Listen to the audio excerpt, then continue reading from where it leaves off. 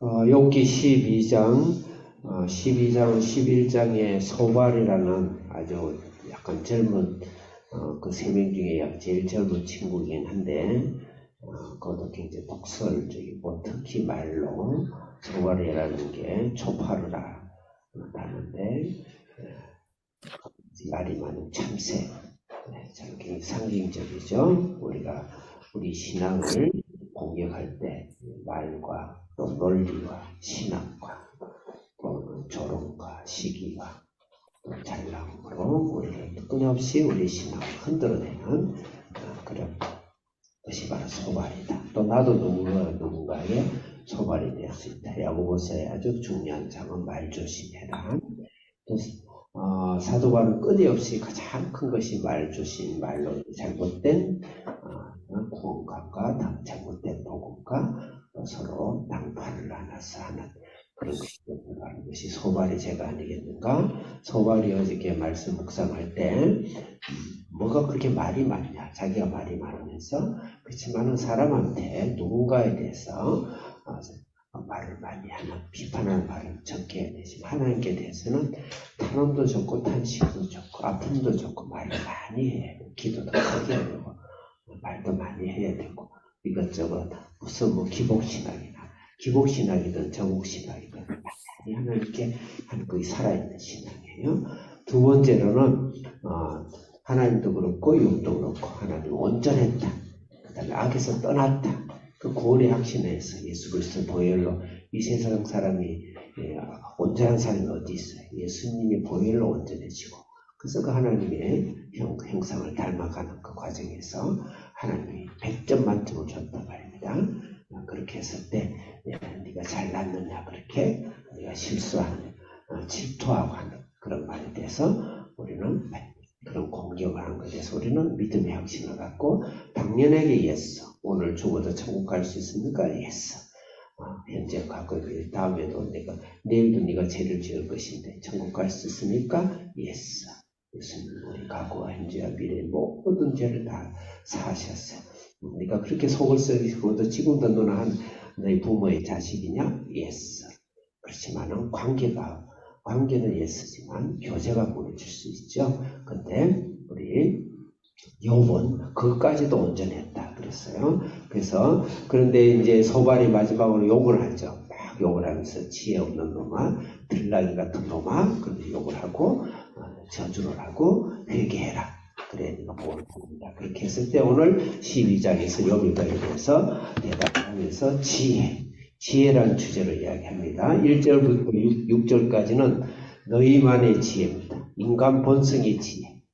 인간 본성, 인간 타락한 이 본, 내 안에 있는 본성의 지혜, 인간 천연적인, 어쩌면 자연적인 본성의 지혜가 어떤 지혜인가? 그것은 반드시 하나님의 복음을 저해하는 그것이 성경 속에 들어오는 신학 사상이 들어오게 되고 철학적 사상이 들어오게 돼서 성령을 점령하게 된다 그러면 그건 잘못된 지혜죠. 그 지혜를 이야기하고 있고 두 번째로 7절부터 12절까지는 자연 속에 흐르는 인간은 타락했지만 자연도 영향을 받지만 자연 속에서 하나님이 주관하는 지혜가 있습니다.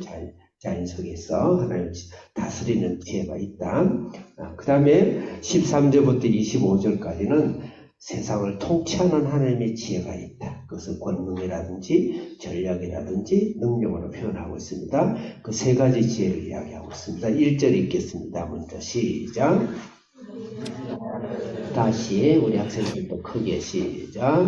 욥이 대답하여 가로되 욥이 대답하여 이르되 2절 시작. 너희만 참으로 사람이로구나. 너희가 죽으면 지혜도 너희만 지혜죠. 너희 뒤에 너희가 네 분이나 나오는데 타락한 본성 그대로의 지혜, 거기서 나오는 지혜 나쁘다는 것이 아니고 너희만을 위한 그것을 위해서 너희만을 위한 지혜. 3절 읽겠습니다. 시작.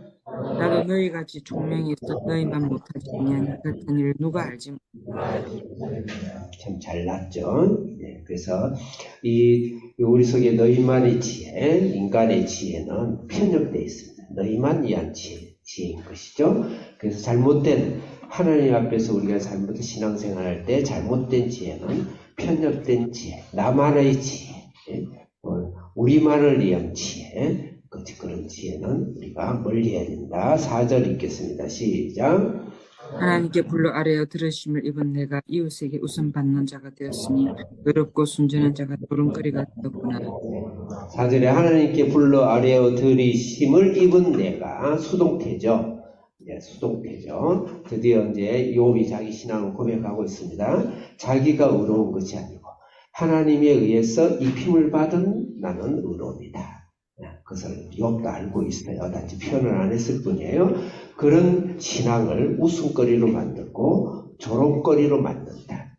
다시 말해서 우리 구원과 우리의 신앙을 비판하고 네가 다 미끄러지면 지옥에 떨어져 엄포하고 강포하고 하는 지혜, 그런 지혜가 아무리 신학이라 할지라도 그것은 거부해야 되고 그건 나쁜 지혜입니다. 나쁜 지혜. 그래서 우리의 신앙을 위해서 하나님 앞에 잘 회개하고 반성하면 좋겠지만 예수 그리스도의 십자가의 공로로 구원받은 구원의 뿌리를 흔들어버리고 예수님의 십자가를 흔들어버리는 이단 같은 오늘날 예수님의 십자가를 적당하게 해서 노력의 대가로 만들어놓은 안식교라든지 그 다음에 여호와침이라든지 몰몬교라든지 안식교는 약간 중립적인 게 있어요. 내가 비단하기 어렵지만 굉장히 위험한 사상들이 그 안에 많습니다.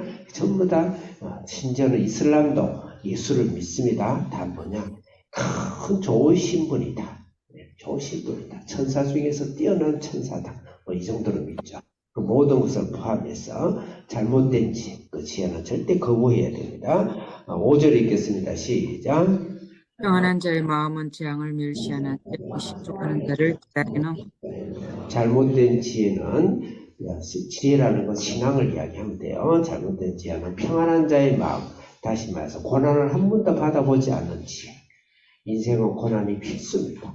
고난이 필수입니다. 그래서 고난을 자처하는 것이 아니고 고난 앞에 당당하고 고난의 파도를 서핑처럼 타고 넘어가고 고난하와 내 앞에서 꺼진 불처럼 사라질 것이고 햇볕에 수증기 사라지듯이 안개 사라진다.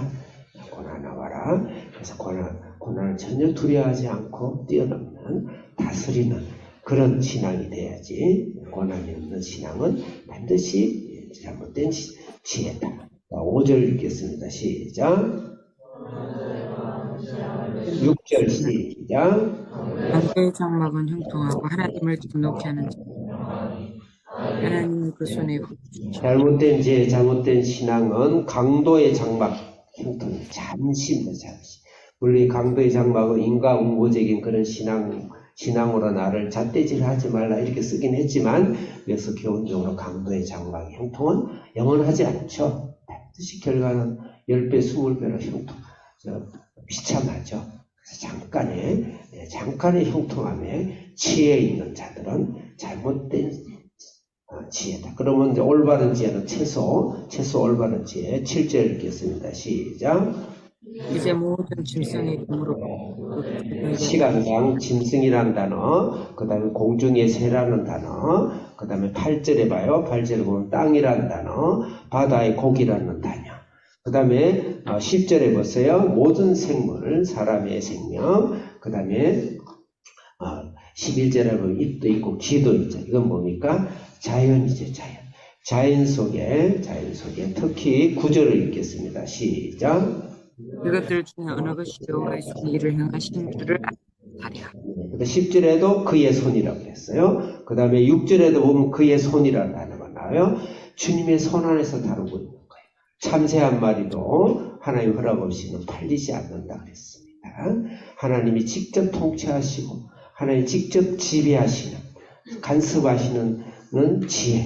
그럼 나의 일상사의 생활, 오늘 하루가 일어나는 생활, 내일 일어나는 시간, 내가 만난 남편, 내가 만난 아내, 내가 나한테 주신 자녀, 나에게 주신 부모, 내가에게 주신 대한민국, 이 모든 것이 하나님의 손 안에 있구나, 하나님의 주권 안에 있구나. 감사, 찬양, 주님을 찬양합니다. 주님을 예배합니다. 주님께 나옵니다. 주님께 맡깁니다 하는 자세의 지혜. 이제 마지막으로 12절부터는 인간사에 일어나는 세상 속에 일어나는 지혜입니다. 12절까지도 바로 11절까지 나오는데요. 13절 한 점을 읽겠습니다. 시작. 지혜와 권능이 하나님께 있고 모략과 명철도 그에게 속하였나니 15절, 16절 읽겠습니다. 시작. 능력과 지혜가 그에게 있고 속은 자와 속이는 자가 다 지혜의 그에게 기능과 계략과 그 다음에 능력이라는 것은 바로 이 세상사에서 일어나는 세상의 힘을 말합니다. 권세를 말합니다. 그래서 그 보면은 모사, 재판장, 왕, 제사장, 권력자, 충성된 자, 나이 많은 자라는 것은 그 경력자, 강한 자, 민족들, 우두머리 이런 단어가 나와요. 이 모든 세상사를 직접 운행하신다. 하나님은 자연 만물만 운행하시는 것이 아니고 나의 자연적인 삶만 나의 일상만 운행하는 것이 아니고 이 세상에 있는 모든 일어나는 세상사를 다 하나님이 운행하신다. 그런 운행에 대해서 하나님께 맡기고 특히 이 욥은 개인적인 신앙에서 서서히 자연 만물과 이 세상에 있는 모든 세상 속까지 세상 안에까지 가는 나를 떠나서 세상 안에까지 가고 모든 족속에까지 가는 그런 지혜를 하나님이 점점 교육하고 있는 모습을 볼 수가 있고 오늘을 욥의 입에서 처음으로 이것을 고백을 하고 있어요. 그래서 우리가 개인군으로 완벽한 하나님의 구원을 받았지만 남을 사랑하고 이 세상 사람의 영혼을 사랑하고 내 낳은 자녀를 사랑하고 교회를 사랑하기 위해서 오늘도 방에서 구들막이 엑스레이 찍지 말고 담대하게 세상을 나가면서 또 우리 한비전 애들은 담대하게 더 열심히 일해서 전 세계 사람을 구원케 하고 하나님의 지혜를 완성하고 동역하는 그런 사람이 되도록 기도하겠습니다. 하나님 아버지 오늘도 주님의 지혜와 주님의 믿음이 내 안에서 넘쳐서 이 세상을 흘러 자연의 만물과 이 세상의 모든 사람들의 영혼을 변화시키는 그런 하나님의 생명의 지혜가 우리를 통해서 일어나게 해 주옵소서. 예수님의 이름으로 기도합니다.